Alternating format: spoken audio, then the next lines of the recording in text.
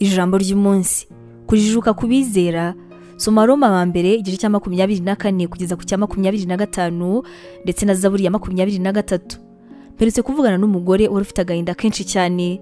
Se yari hafi gupfa kandi nta kintu yaravugishije umuryango ndetse yawe n'Imana. Uyu kandi ntabwo yifuzaga kugira icyo aganira ku kibazo icyo ari cyo cyose cyo mu mwuka. Ariko Imana ishobora kugera kuri buri muntu wese. Reba uburyo Pawulo yaje guhinduka intumwa. Ibyanditswe byigisha yuko umwami amaherezaho abantu gukomera ku mitima yabo. Ibintu biratandukanye kubizera. Iyo twe mu buntu dukomeje gucumura, umwuka wera atubwire ko turi gucumura.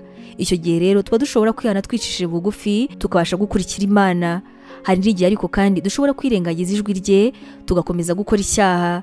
Niba dukomeje kwibeshya datazakomeza kuduhamagara. Ariko kandi akaga nuko imitima yacu ishobora gucika intege, hanyuma amaherezo tukareka kumva umuburo we. Igishimishije turi abana b'Imana kandi iradukunda cyane kugira ngo tureke kuguma mu buryo bw'icyaha. Ubwo guhanwa ndetse no kujijurwa bitajya bidushimisha, azi ko kugendera mu nzira itariyo bivamo umuvumo mubi cyane. Uwiteka ni umwungeri, akoresha inkoni kugira ngo atuzanire urukundo rwinshi cyane nubwo turi abanyabyaha. Mu rugendo rwa Gikristo azabaho ibishuko byo kutuyobya, hazabaho kubeshywa ndetse no kwifuza yuko twahaza ibyifuzo byacu. Gusa ariko komeza guhuza cyane na Yesu binyuze mu masengesho no mu byanditswe. Umva kandi uhite wumvira mu gihe aguhamagariye guhindura inzira. Igihe kirekire ndetse no mu buzima bwawe kubaho inzira y'Imana bizana umunezero mwinshi cyane mu buzima bwawe.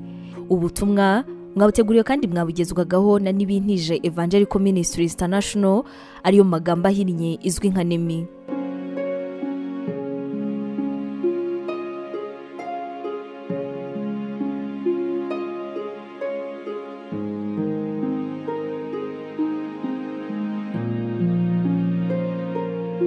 Wabutekereza ko uhamagariye gukora umurimo w'Imana?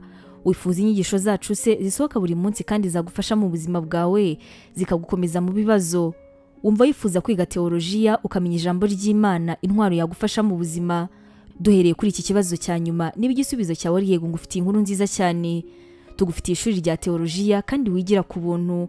Mu ishuri ryacu harimo porogaramu zitandukanye izirimo nka pastoral studies, uburyo wakwiga kuba umuvugabutumwa mwiza cyane. Tugira kandi biblical studies, iguha amasomo atandukanye ajyanye na Bibiliya. Dufite kandi Christian counseling, inama za Gikristo zigufasha mu buzima bwawe kandi zikagukomeza umutima.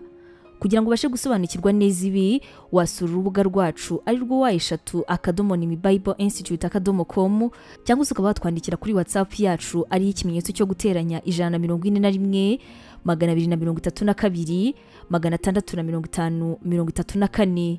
Twishimiye kuzaganira nawe ku byerekeranye n'ijambo ry'Imana.